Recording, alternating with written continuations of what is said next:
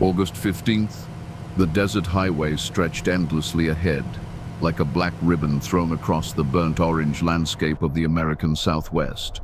Heat waves danced above the asphalt, creating phantom lakes that disappeared as the blue Chevrolet station wagon approached them. Inside the car, the Peterson family was living their last hour together, though none of them knew it yet. Robert Peterson adjusted his grip on the steering wheel, his knuckles white against the tan leather. At 42, he was a man who measured his life in careful increments. Mortgage payments, insurance premiums, quarterly reports from his accounting firm in Denver. This vacation was supposed to be different. Spontaneous, the kind of adventure his wife Margaret had been begging for since their youngest started high school. "How much further, Dad?" The voice came from the back seat, tinged with the particular brand of teenage irritation that could cut through even the rumble of the engine and the whisper of air conditioning. "According to the map, we should hit the state line in about 20 miles, Robert replied, glancing at his 16-year-old son Thomas in the rearview mirror. The boy had inherited his father's precise features, but his mother's restless spirit. "Then it's just another hour to the hotel."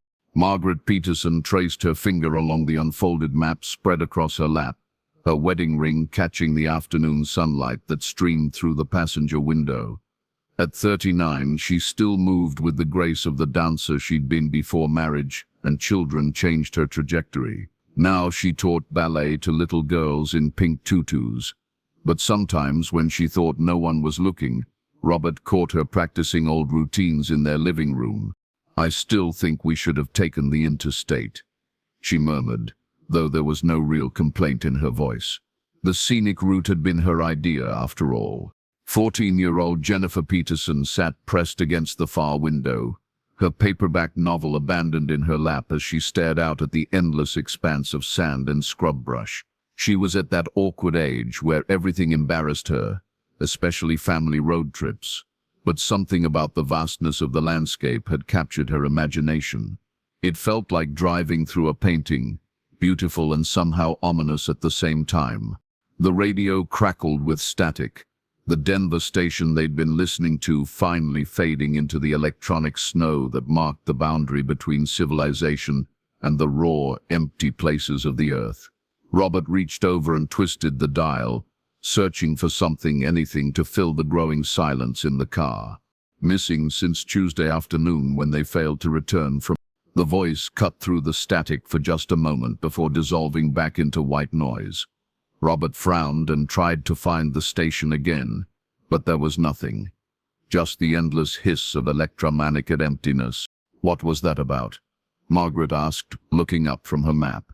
"Probably nothing," Robert replied, though something cold had settled in his stomach. "You know how these desert stations are. Could have been talking about anything. But it wasn't nothing." And in a few hours, Robert Peterson would remember this moment with crystal clarity. The weight of the words he couldn't quite catch, the way the static seemed to swallow them like a hungry mouth. He would remember because by then his family would be the subject of similar radio broadcasts, their names spoken by strangers in the same tone of professional concern that had just whispered through their car speakers. The road began to climb, winding through a landscape that grew increasingly desolate. Red rock formations jutted from the earth like broken teeth, and the few trees that managed to survive in this harsh environment twisted into strange, almost human shapes. The Peterson family had entered what locals called the Devil's Backbone, a 50-mile stretch of highway that connected two small desert towns and saw fewer than a dozen cars on a busy day. Thomas pressed his face against the window, watching a hawk circle high overhead. "This place is creepy," he said, but there was fascination in his voice rather than fear. At 16, he was still young enough to find darkness exciting instead of terrifying. Jennifer nodded in agreement, finally closing her book. "It's like being on another planet." Margaret smiled at her children's observations, but she felt it too, the sense that they had driven beyond the edge of the normal world into something older and more primal. The map in her hands showed roads and mile markers, the comforting grid of human organization imposed upon the landscape. But looking out at the twisted rock formations and endless sky, she wondered if the map was lying. If perhaps there were places where the neat lines and careful measurements simply didn't apply. Robert checked the fuel gauge for the third time in 10 minutes. They had enough gas to reach their destination with some to spare, but the isolation was beginning to work on his nerves. He was a man who liked to have options, backup plans, multiple routes to any destination. Out here, there was only the road ahead and the road behind, and nothing but empty space on either side. The car's air conditioning was fighting a losing battle against the desert heat. Even with the sun beginning its descent toward the western horizon, the temperature outside was still hovering around 100. Robert had driven through heat before, but there was something different about desert heat. It felt alive somehow, pressing against the windows and seeping through the smallest gaps, searching for weakness. "Dad, look at that." Jennifer's voice carried a note of wonder that made everyone turn to follow her pointing finger. Ahead and to the right, perhaps a mile off the highway, stood a cluster of buildings that seemed to shimmer in the heat like a mirage. But as they drew closer, the buildings solidified into something real. A gas station, a small motel, and what might have been a diner, all connected by a gravel parking lot that had been carved out of the desert floor. "Thank God," Margaret breathed. "I was starting to think we'd driven off the edge of the earth." Robert slowed the car, squinting at the hand-painted sign that marked the turnoff. "Last Chance Station, Gas, Food, Lodging." The lettering was faded but still legible, and beneath it, someone had added in smaller text, "Next services, 89 miles." "Should we stop?" Robert asked, though he was already putting on the turn signal. The fuel gauge showed they could make it to their destination, but the prudent thing to do was top off the tank. Besides, the kids could use a bathroom break, and Margaret had been nursing the same warm Coke for the past hour. The gravel crunched under their tires as they pulled into the parking lot. Up close, the buildings looked older than they had from the highway, their wood siding bleached gray by decades of sun and wind. The gas station was a relic from the 1950s, complete with rounded pumps and a service bay that looked like it hadn't seen use in years. The motel stretched out behind it, a single-story structure with perhaps a dozen rooms, each with its own parking space and a weathered door painted turquoise blue. But it was the diner that captured their attention. Built to look like a classic railroad car, it squatted between the gas station and motel like a metal caterpillar, its chrome surfaces reflecting the late afternoon sun in dazzling patterns. A neon sign in the window flickered between open and close, the final letters apparently burned out. "This place looks like something out of a movie," Thomas said, unbuckling his seatbelt. "Yeah," Jennifer agreed. "A horror movie." Robert parked next to one of the gas pumps and turned off the engine. The sudden silence was startling after hours on the road. No traffic noise, no distant hum of civilization, just the ticking of the cooling engine and the whisper of wind through the desert scrub. "Okay," he said, trying to inject some enthusiasm into his voice. "Let's get some gas and stretch our legs. Maybe grab a snack for the road." They climbed out of the car, and immediately the heat hit them like a physical blow.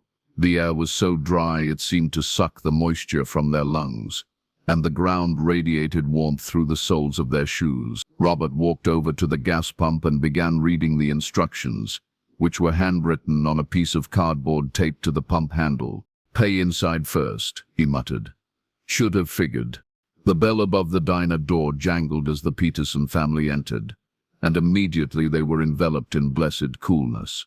The air conditioning was working overtime, creating a temperature differential that made their skin prickle with sudden goosebumps. The interior was exactly what they'd expected from the outside.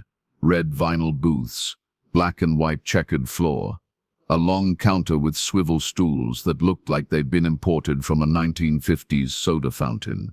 But the place was empty. Not just quiet, completely empty. No customers, no staff, no signs of life except for the humming air conditioner and a coffee pot that sat on a hot plate behind the counter, its glass carafe stained brown with what looked like hours-old coffee. "Hello," Margaret called out, her voice echoing slightly in the empty space. "Is anyone here?" They waited, listening for the sound of footsteps or a voice calling back. Instead, they heard something else, a low, rhythmic thumping that seemed to come from somewhere behind the kitchen, like someone beating a rug or chopping wood. Robert felt his pulse quicken. There was something about the sound that triggered an instinctive alarm, though he couldn't put his finger on why. "Maybe they're in the back," he said, trying to keep his voice casual. "I'll go look for someone. I have to use the bathroom," Jennifer announced, already scanning the walls for the appropriate signs. "Me too," Thomas chimed in. Margaret pointed toward a hallway that led away from the main dining area. "Looks like they're back there." As his family dispersed, Robert approached the counter, his footsteps echoing on the checkered floor. The sound from the back room had stopped, and the silence that replaced it was somehow worse. He cleared his throat and called out again, louder this time. "Hello? We need to buy some gas." The response came not as a voice, but as the slow creak of a door opening somewhere in the back of the building. Footsteps followed, measured, deliberate, like someone walking very carefully across an uneven surface. The man who emerged from the kitchen was tall and thin, with graying hair slicked back from a high forehead. He wore a white apron over jeans and a flannel shirt, and when he smiled, Robert noticed that his teeth were very white and very straight, too perfect somehow. "Sorry about that," the man said, his voice carrying a slight accent that Robert couldn't place. "Was taking care of some business in the back. Name's Vincent Crowe. Welcome to Last Chance." Robert relaxed slightly. The man seemed friendly enough, and the explanation was perfectly reasonable. "Robert Peterson," he replied, extending his hand. "We need to fill up the tank and maybe grab some drinks for the road." Vincent's handshake was firm but cold, despite the desert heat. Course. What are you folks driving?" "Blue Chevy wagon. Just pulled up to pump number 1. I'll get you fixed right up. $20 cover it?" Robert nodded and pulled out his wallet. As he counted out the bills, he became aware that the diner had fallen silent again. He couldn't hear his family talking, couldn't hear the normal sounds of people moving around in an enclosed space. Just the hum of the air conditioning and the soft whisper of Vincent's breathing. "Your family in the restroom?" Vincent asked, taking the money and moving toward the cash register. "Yeah, they should be back in a minute." Robert glanced toward the hallway where they'd disappeared. "You don't get much traffic out here, I imagine." "Oh, more than you'd think," Vincent replied, punching numbers into the register.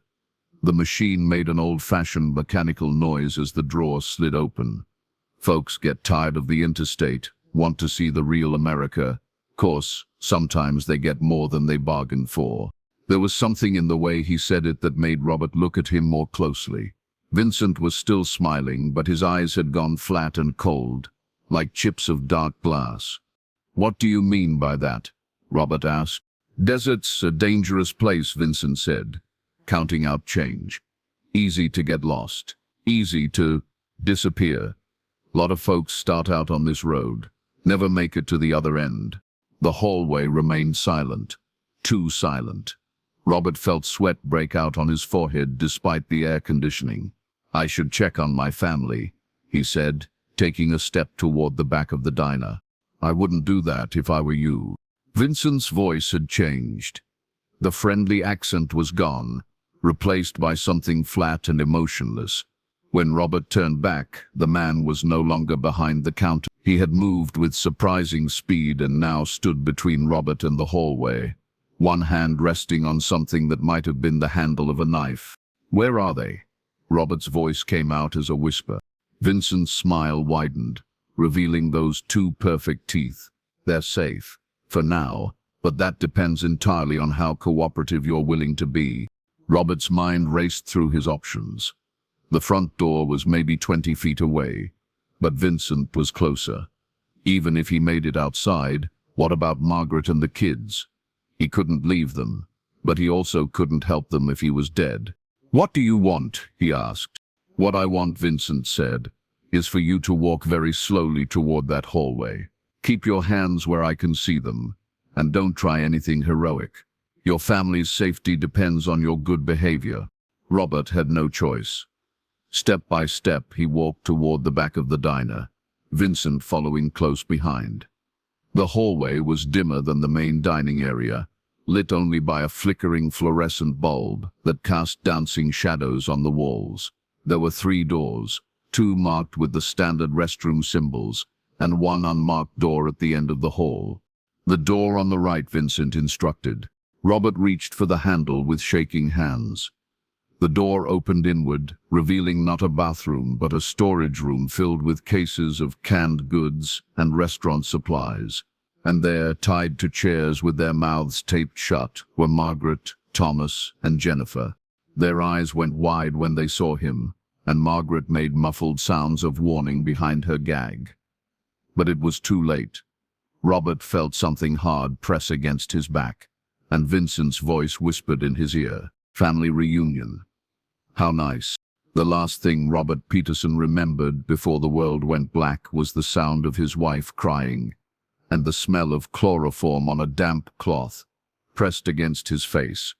When he woke up, everything would be different. The careful, measured life he had built would be gone, replaced by something that belonged in nightmares. But that would come later. For now, there was only darkness and the growing certainty that their vacation had become something else entirely. Something that would make headlines across 3 states and launch the largest missing persons investigation in the region's history. Something that would reveal secrets buried in the desert for decades and uncover a truth so horrifying that some of the investigators would never fully recover from what they found. The Peterson family's blue Chevrolet station wagon sat empty in the parking lot of Last Chance Station as the sun set over the desert, painting the sky the color of dried blood. And in the distance, a coyote howled, a sound like a lost soul crying out across the endless, unforgiving landscape. Detective Ray Kowalski stood in the parking lot of Last Chance Station, his shirt already soaked with sweat despite the early morning hour. At 45, he had spent 22 years with the Nevada State Police, and in that time he had seen enough missing person cases to know the difference between someone who had simply taken a wrong turn and someone who had vanished into the kind of darkness that swallowed people whole. The Peterson family belonged to the latter category. Their blue Chevrolet station wagon sat exactly where the family had parked it 3 days ago, its metal surface now coated with a fine layer of desert dust. The doors were unlocked, the keys still dangling from the ignition. Margaret Peterson's purse lay on the front seat, untouched. Thomas Peterson's baseball glove rested on the back seat next to a paperback novel that would forever remain unfinished. The thermos of coffee sat in the cup holder, its contents long since evaporated in the desert heat. Any word from the lab on the fingerprints? Kowalski asked his partner, Detective Linda Vasquez, who was crouched beside the driver's side door with a magnifying glass. "Same story as yesterday," she replied without looking up. "Peterson family prints all over the interior, which we'd expect, but the outside door handles have been wiped clean. Too clean, if you ask me." Vasquez was 10 years younger than Kowalski, but twice as sharp, with an instinct for reading crime scenes that bordered on supernatural. She had grown up in the desert, understood its rhythms and dangers in a way that Kowalski, despite his years of experience, never quite could. When she said something was wrong, he listened. "What about the gas pump?" "Same thing, wiped down. Whoever did this was careful." She stood up, brushing dust from her knees, but not careful enough. Kowalski followed her gaze toward the diner, where crime scene techs were still processing the interior. The building had yielded more questions than answers. No signs of struggle in the main dining area, but strange inconsistencies that nagged at both detectives. The coffee pot behind the counter contained coffee that was at least 4 days old. The cash register showed a transaction for $20 at 4:47 p.m. on August 15th, exactly when Robert Peterson would have paid for gas, but the money was gone, and there were no fingerprints on the register keys. Most troubling of all was what they had found in the storage room behind the fake restroom door. 4 chairs arranged in a semicircle, with rope marks on the floor and traces of duct tape, adhesive on the chair backs. Someone had been held there recently, and Kowalski didn't need a PhD in criminology to guess who. "Let's go over what we know one more time," he said, pulling out his notebook. The pages were already filled with details, witness statements, and dead ends, but sometimes the act of reviewing the facts helped shake loose new connections. The Petersons left Denver on the morning of August 15th. Vasquez began, reciting the timeline they had constructed over the past 3 days. Robert Peterson told his business partner they were taking the scenic route to Phoenix, planning to stay at the Desert Springs Resort. They never checked in. Last confirmed sighting was at a gas station in Cortez, Colorado, around 11 a.m. Kowalski continued. Station attendant remembers them because the kids bought postcards and candy bars. After that, nothing until their car turned up here, which means they made a detour, Vasquez said. The direct route from Cortez to Phoenix doesn't go anywhere near this place. Kowalski nodded. It was the same conclusion they had reached yesterday and the day before. The Peterson family had deliberately chosen to take the Devil's Backbone Highway. But why? The scenic route argument only went so far. There were plenty of more direct ways to see the desert southwest. Maybe they were having car trouble, Vasquez suggested, though they had both heard this theory before. Saw the sign for last chance gas and decided to play it safe. Except there's nothing wrong with their car, Kowalski replied. Mechanic checked it top to bottom. Full tank of gas, everything in perfect working order. The sound of footsteps on gravel made them both turn. Sheriff Tom Bradley was walking toward them from the direction of the motel, his face grim. Bradley was a local man, born and raised in the desert towns that dotted this part of Nevada. He knew every business owner, every drifter, every character who passed through his jurisdiction. If anyone could make sense of what had happened at Last Chance Station, it would be him. "Find anything in the motel rooms?" Vasquez asked. Bradley shook his head. "Most of them are locked up tight, haven't been used in months. But I found something interesting in the manager's office." He led them toward the small building attached to the motel's main structure. The office was a cramped space filled with outdated furniture and the musty smell of disuse. Behind the reception desk, Bradley pointed to a guest registry book lying open on the counter. "Take a look at the last entry," he said. Kowalski leaned over the book and read aloud. August 15th, Peterson family. 4 guests, room 7. The handwriting was neat, precise, almost mechanical. But there was something wrong with it, something that made his skin crawl. "Room 7 is empty," Bradley continued. "No sign anyone stayed there, but look at the entries before it." Vasquez joined them at the counter and began reading backwards through the registry. July 20th, Martinez family, 5 guests, room 4. June 30th, Williams family, 3 guests, room 8. June 15th, Thompson family, 4 guests, room 3. She looked up at the 2 men, her face pale. These are all families, and they're all written in the same handwriting. Kowalski felt something cold settle in his stomach. How far back do the entries go? Bradley flipped through the pages, counting silently. Looks like about 2 years. Maybe 40 or 50 families total. All the same handwriting, all families with children. "We need to cross-reference these names with missing person reports," Vasquez said, but Kowalski could tell from her voice that she already suspected what they would find. The radio on Bradley's belt crackled to life, interrupting their analysis. "Sheriff Bradley, this is dispatch. We've got a situation at the old mining camp about 10 miles north of your location. Hikers found something you're going to want to see." Bradley grabbed the radio. "What kind of something, Maya?" "Human remains, Sheriff. Looks like multiple individuals. How soon can you get out there?" The 3 law enforcement officers exchanged glances. In the space of a heartbeat, their missing person case had become something much worse. "We're on our way," Bradley replied. The drive to the mining camp took them deeper into the desert, along a dirt road that hadn't seen maintenance since the 90s. The landscape grew increasingly desolate, if such a thing were possible. Nothing but sand, rocks, and the occasional stunted Joshua tree reaching toward a sky that offered no mercy. The mining camp had been abandoned for decades, its buildings reduced to sun-bleached wooden skeletons and rusted metal sheets that flapped in the constant wind. But it was the smell that hit them first, as they climbed out of their vehicles, sweet and sickening, unmistakable to anyone who had worked violent crime for any length of time. Dr. Patricia Hernandez, the county medical examiner, was waiting for them near what had once been the main shaft building. Even at 58, she moved with the quick efficiency of someone half her age, though today her usual composed demeanor showed cracks of barely controlled emotion. "How many?" Kowalski asked, without preamble. "We're still excavating, but so far we've found the remains of at least 12 individuals," Hernandez replied. "Men, women, children.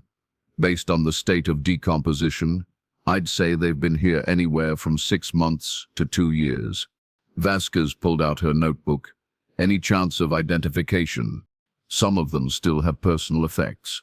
Wallets, jewelry, clothing. We'll know more when we get them back to the lab." "But Ray," Hernandez paused, meeting Kowalski's eyes. "I found this near one of the smaller remains." She held up a clear evidence bag containing a child's baseball glove. Even through the plastic, Kowalski could make out the name written in permanent marker on the palm. Tommy Peterson. The silence stretched between them like a physical thing, heavy with implications that none of them wanted to voice. Finally, Vasquez spoke. "We need to find Vincent Crowe." It was the first time any of them had spoken the name aloud, though it had been circulating through their investigations since the day before. The man who had signed the Last Chance Station business license. The man whose description matched that of a drifter seen in 3 different desert towns over the past 2 years. The man who seemed to exist only in fragments. A name here, a vague description there, never quite solid enough to pin down.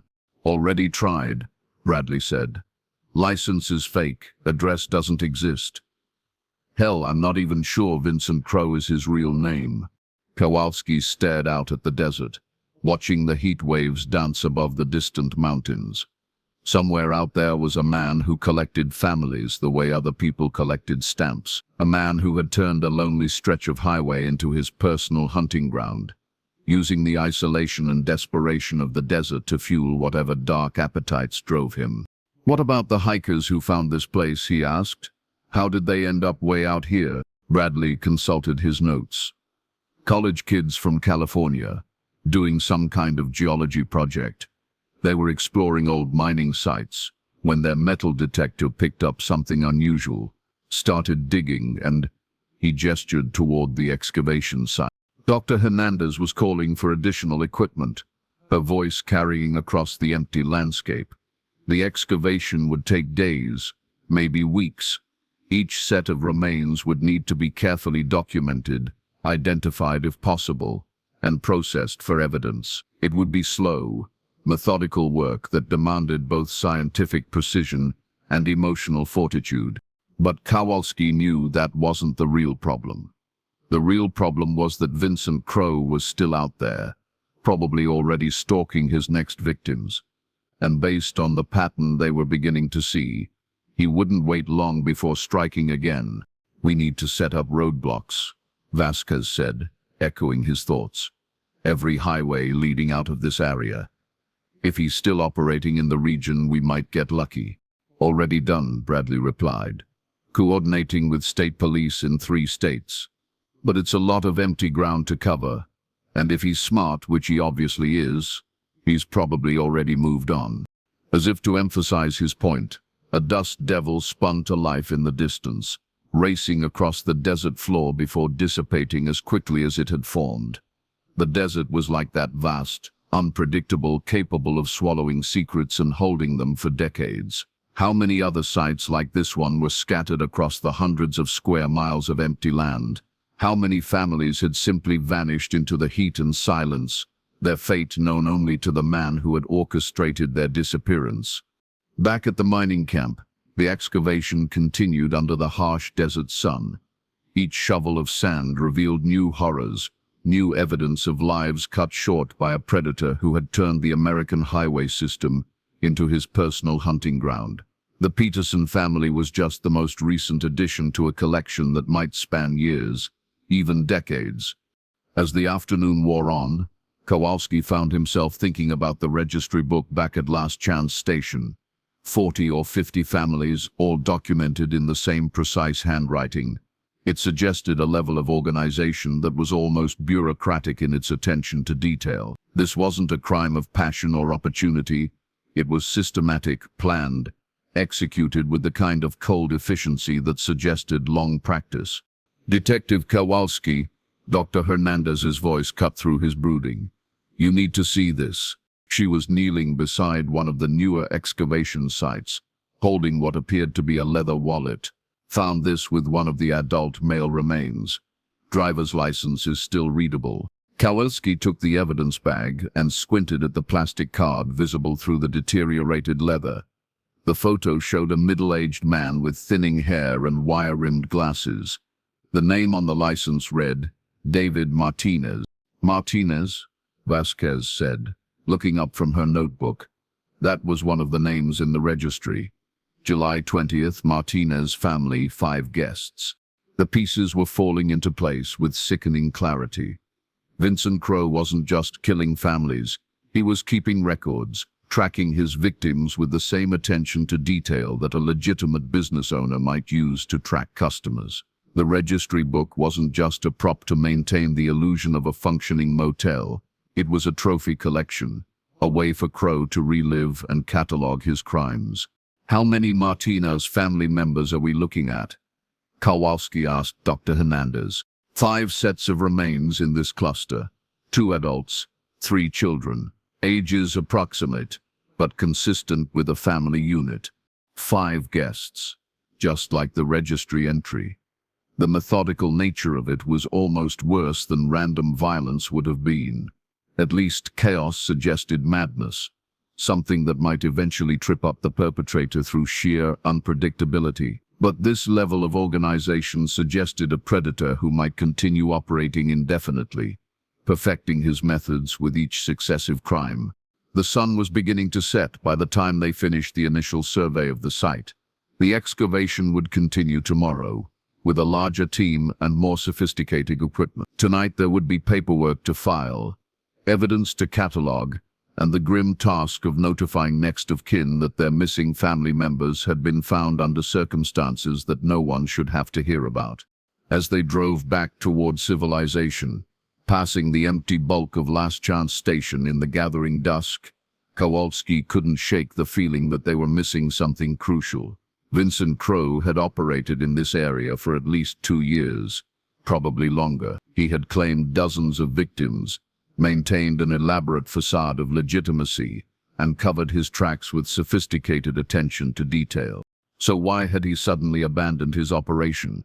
Why leave behind a perfectly functional killing ground, complete with enough evidence to eventually expose the full scope of his crimes?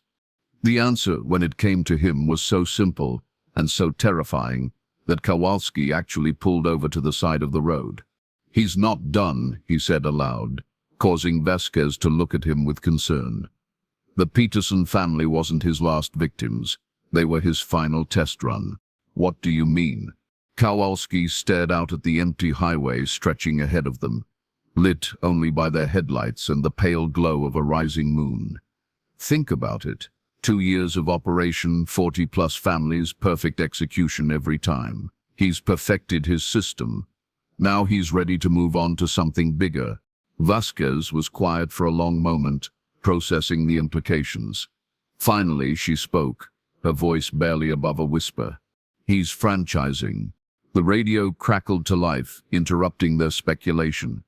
Sheriff Bradley's voice came through the static, tight with urgency. "All units, we've got reports of a missing family out of Phoenix. The Hendersons, 4 members, last seen heading north on Highway 93 toward Las Vegas. Vehicle description matches our pattern. Family station wagon, out-of-state plates." Kowalski grabbed the microphone. "Time frame, Tom?" They were supposed to check into their hotel in Vegas yesterday evening. Never showed up. Family car was found abandoned at a rest stop about 60 miles south of here. Keys in the ignition. Personal belongings undisturbed. Any signs of where they might have been taken? That's the thing, Ray. The rest stop is brand new, just opened last month. But there's a service station attached to it, and the attendant remembers a guy matching Vincent Crow's description working there as recently as last week. Vasquez was already reaching for the radio. "We're en route. What's the location?" As Bradley gave them directions, Kowalski felt the familiar surge of adrenaline that came with a breaking case. But underneath it was something darker, the growing certainty that Vincent Crow had evolved beyond their ability to predict or contain him. The Peterson family had been his graduation exercise. Now, somewhere in the vast darkness of the desert night, he was beginning his next phase of operation. And this time he wouldn't be working alone. The rest stop materialized out of the darkness like a fever dream made concrete. Harsh, fluorescent lights cast everything in stark relief. The empty parking lot, the abandoned Henderson family station wagon, and the low-slung building that housed what appeared to be a legitimate travel center, complete with restrooms, vending machines, and a small convenience store. But Detective Ray Kowalski had learned not to trust appearances, especially when Vincent Crow was involved. "Vehicles been processed," Sheriff Bradley reported as their convoy of police cars pulled into the lot. Same pattern as before, wiped clean of prints, personal belongings untouched, keys in the ignition. Detective Linda Vasquez stepped out of their unmarked sedan, her hand instinctively moving to check her service weapon. The desert night was unusually quiet, even for this remote stretch of highway. No wind, no distant traffic, just the electric hum of the overhead lights and the soft idling of their engines. "Where's the service station attendant who saw Crow?" she asked. Bradley pointed toward a double-wide trailer parked behind the main building. "Guy named Eddie Marsh. Been working here since the place opened. Says Crow showed up about 2 weeks ago. Claimed to be a traveling mechanic looking for temporary work. Paid cash for a spot to park his RV, and nobody thought to run a background check. It's a rest stop in the middle of nowhere, Linda. Half the staff out here are drifters anyway. As long as they show up sober and don't steal from the register, nobody asks too many questions." Kowalski surveyed the scene with growing unease. Something about the setup felt wrong, but he couldn't put his finger on exactly what. The rest stop was too clean, too well maintained for such a remote location. The parking lot had fresh paint on the lines. The building looked recently constructed, and the landscaping showed signs of regular maintenance despite being surrounded by hundreds of miles of desert wasteland. "Who owns this place?" he asked. Bradley consulted his notes. "Corporation called Desert Oasis Holdings. Incorporated in Delaware about 6 months ago. But I'm having trouble tracking down actual ownership. Shell company within a shell company. You know how it goes." Vasquez was already walking toward the main building, her flashlight beam dancing across the windows. "Lights are on inside, but I don't see any movement. Store should be closed this time of night," Bradley said. "But somebody's been leaving the lights on for the past week, according to Marsh. Says it makes him nervous." They approached the building as a unit, 3 law enforcement officers who had seen enough crime scenes to know when they were walking into something that defied normal explanation. The automatic doors slid open with a soft whoosh, revealing an interior that looked like any other highway convenience store. Rows of snack foods, a coffee station, racks of maps and travel supplies. But the smell hit them immediately. Chloroform and something else underneath it. Something organic and wrong. "Backroom," Kowalski said, pointing toward a door marked "Employees Only" at the rear of the store. Same pattern as Last Chance Station. The door was unlocked. Beyond it lay a storage area that had been converted into something else entirely. A staging ground, equipped with folding chairs, rope, duct tape, and an assortment of tools that had no legitimate purpose in a convenience store. Maps covered one wall, marked with red pins that formed a pattern extending across 3 states. "Jesus Christ," Bradley whispered. "How many locations does this guy have?" Vasquez was counting pins. "At least 20 marked sites. Look at this. They're all along secondary highways, all in remote areas with limited law enforcement coverage." But it was what they found in the back corner that made Kowalski's blood run cold. A bank of monitoring equipment, including several small television screens showing feeds from security cameras.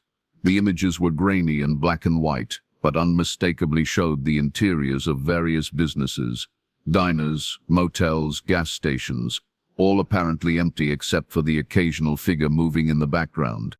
"He's been watching," Kowalski said. "Multiple locations, real-time surveillance. This isn't just one psychopath operating alone.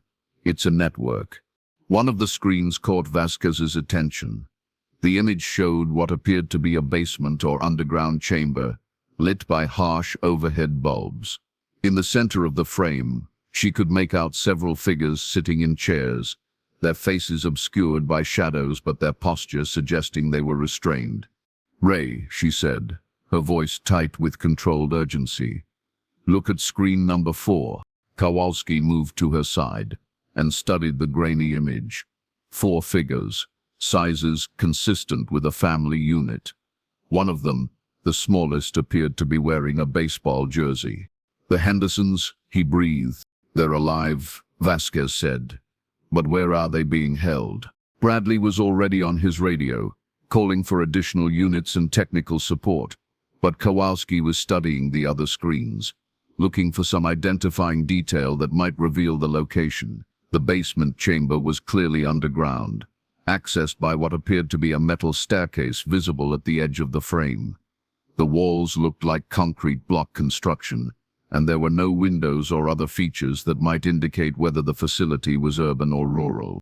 "Wait," Vasquez said, pointing to screen number 6. "That one's showing the outside of this building. See the parking lot?" Kowalski followed her gaze and realized she was right. One of the cameras was positioned to monitor the very rest stop where they now stood, which meant the lights went out. Emergency lighting kicked in a few seconds later, bathing everything in a red glow that made the storage room look like a scene from hell. But those few seconds of complete darkness had been enough for someone to move, and when Kowalski spun around, Vincent Crowe was standing in the doorway.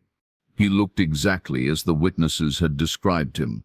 Tall, thin, graying hair slicked back from a high forehead. But seeing him in person, Kowalski was struck by how utterly ordinary he appeared. This was not a monster from a horror movie. This was a middle-aged man in a clean flannel shirt and jeans.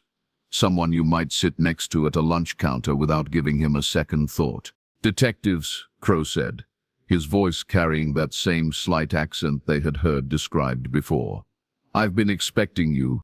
Bradley was reaching for his weapon, but Crowe raised one hand in a gesture that somehow conveyed both surrender and warning. "I wouldn't do that, Sheriff.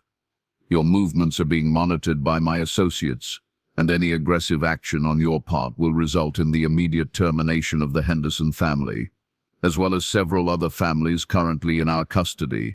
"How many?" Vasquez demanded. Crowe smiled, revealing those 2 perfect teeth. "Currently, 14 families across 7 states, but the number grows every week. We've become quite efficient at identifying and acquiring suitable inventory." The clinical language was somehow more disturbing than outright threats would have been. Crowe spoke about kidnapping and murder the way a businessman might discuss quarterly earnings, with detached professionalism that suggested complete psychological disconnection from the human cost of his actions. "What do you want?" Kowalski asked. "What I want," Crowe replied, "is to explain something that you clearly don't understand.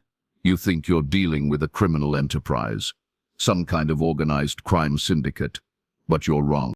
He moved deeper into the room, and Kowalski noticed that he walked with a slight limp, favoring his left leg, physical evidence that might prove useful later, assuming any of them survived the next few minutes.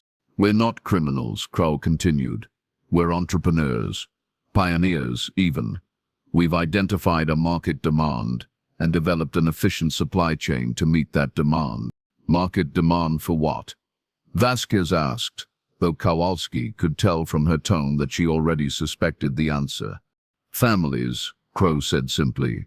Complete family units, carefully selected and prepared according to very specific criteria. There are clients around the world who are willing to pay substantial sums for what we provide. The implications hit Kowalski like a physical blow. Human trafficking on an industrial scale, but focused specifically on family groups rather than individuals. The sick efficiency of it was almost beyond comprehension. The business has grown beyond anything we originally envisioned, Crow continued, apparently enjoying their reaction.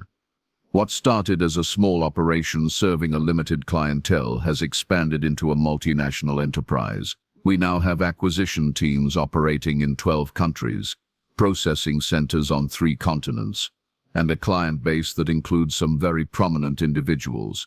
You're talking about slavery, Bradley said, his voice raw with disgust. I'm talking about supply and demand, Crow corrected. There are people in this world who have very specific needs, very particular appetites.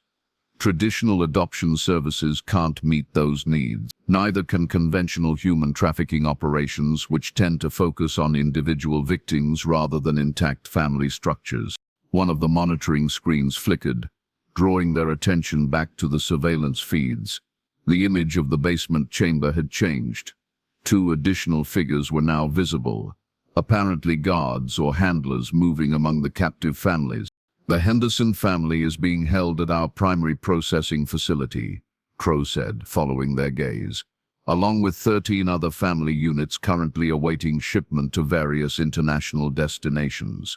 The Peterson family was processed through the same facility before being transferred to our South American operation. Processed? Vasquez's voice was barely above a whisper. Psychological conditioning, medical evaluation, basic training in compliance protocols. Nothing too sophisticated at this stage that comes later, at the destination facilities. But we've found that a brief orientation period significantly reduces client complaints and return requests.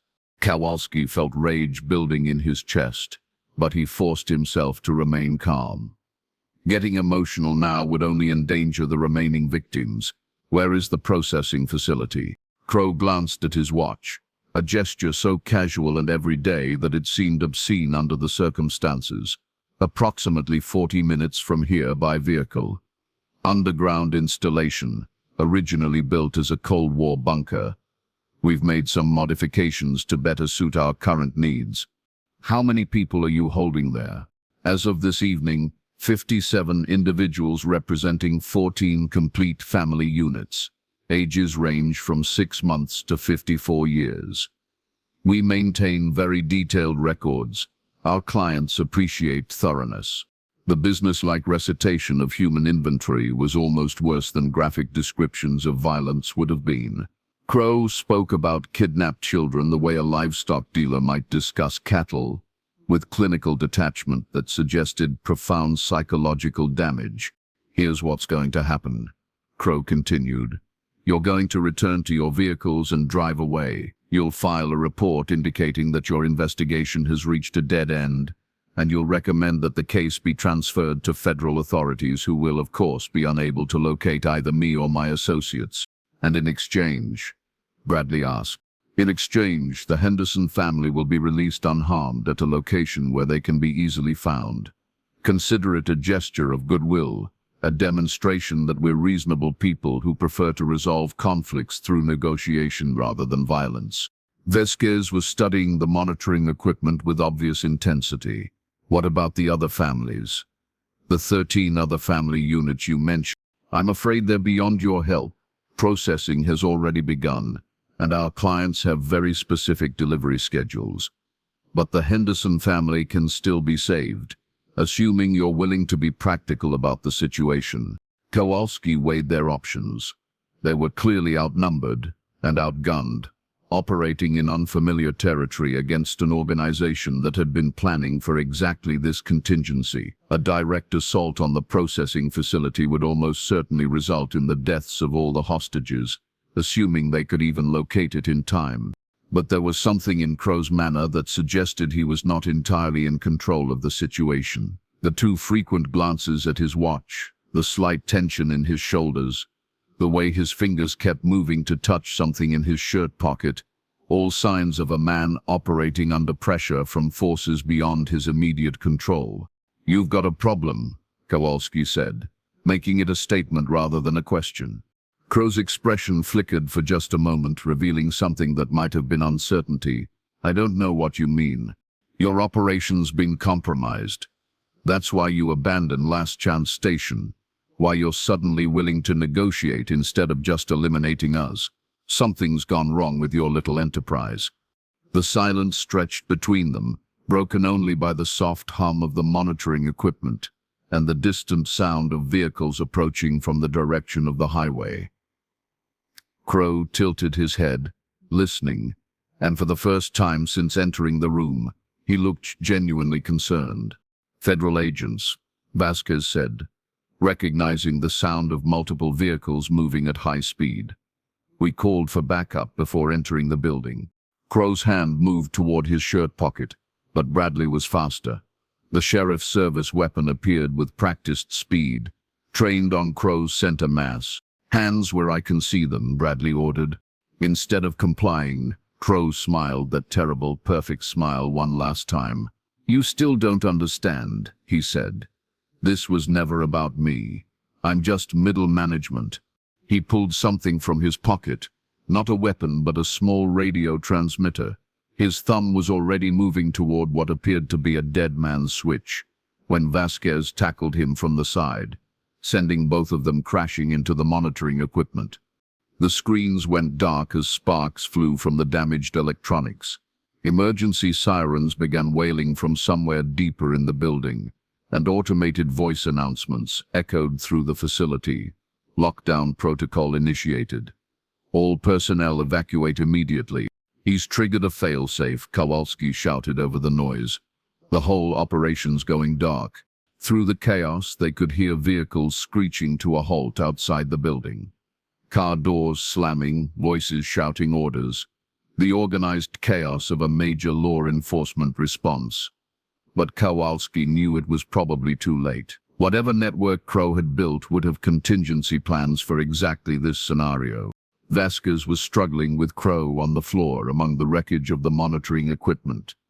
The man was stronger than his thin find suggested, and he was fighting with the desperate intensity of someone who knew capture meant death, not from the justice system but from his own associates who couldn't afford to let him be taken alive. "The processing facility," Bradley was shouting into his radio. "We need units at the underground bunker, 40 minutes north of this location. Multiple hostages. Immediate response required." But even as he spoke, Kowalski suspected they would find nothing but empty chambers and carefully scrubbed surfaces. An organization sophisticated enough to run a multinational human trafficking operation would not leave evidence behind when their security was compromised. Federal agents were pouring through the building now, shouting commands and securing the scene. Crow had stopped struggling, his face gone pale with what might have been resignation or relief. In the distance, they could hear helicopters approaching, multiple aircraft, probably including search and rescue units, that would spend the next several hours combing the desert for any trace of the missing families. But as the chaos of the raid continued around them, Kowalski found himself staring at the blank monitoring screens and thinking about the clinical efficiency with which Crow had described his operation. 57 people, 14 families, clients around the world, all of it organized and executed with business-like precision. The Henderson family was never found. Neither were the other 13 family units that Crow claimed were being held at the processing facility. When federal agents finally located the underground bunker, it was empty except for evidence of recent occupation and a few personal items that might have belonged to the missing families. Vincent Crow was charged with multiple counts of kidnapping and murder, but he never went to trial. 3 days after his arrest, he was found dead in his federal holding cell, apparently having suffered a massive heart attack during the night. The autopsy revealed traces of an exotic poison that suggested professional execution, but no evidence of how it had been administered. The investigation continued for months, eventually involving law enforcement agencies in 7 countries. They uncovered fragments of what appeared to be a vast criminal network specializing in family-based human trafficking, but the leads always seemed to evaporate just as they were getting close to something substantive. The Peterson family was never found. Their fate, like that of dozens of other families who had disappeared along America's remote highways, remained a mystery that haunted the investigators who had worked the case. But sometimes, late at night when the desert wind was blowing hard enough to rattle windows and stir up dust devils in empty parking lots, locals claimed they could still hear voices calling out across the wasteland. The voices of families who had taken the scenic route and found something far darker than anything they could have imagined. Detective Ray Kowalski retired from the Nevada State Police 2 years later, unable to forget the sound of Crow's voice describing human beings as inventory. He moved to a small town in Oregon, where the forests were green and thick, where you couldn't see for miles in any direction, where the isolation felt protective rather than threatening. But he never drove through the desert again, never took the scenic route, and whenever he heard about families disappearing on remote highways, he made sure the local authorities knew about Vincent Crow and the network that had claimed so many lives before, simply melting back into the vast emptiness of the American landscape. Because somewhere out there, in places where the roads stretched endlessly toward horizons that promised freedom but delivered only darkness, the operation continued. The clients still had their specific needs, their particular appetites, and there were always more entrepreneurs ready to meet that demand, one family at a time. The desert kept its secrets, as it always had. But now those secrets included the knowledge that some monsters didn't live in caves or abandoned buildings. Some monsters built businesses, some monsters had clients, and some monsters never worked alone. The last mile of any journey was always the most dangerous. But for some families, it was also the last mile they would ever travel.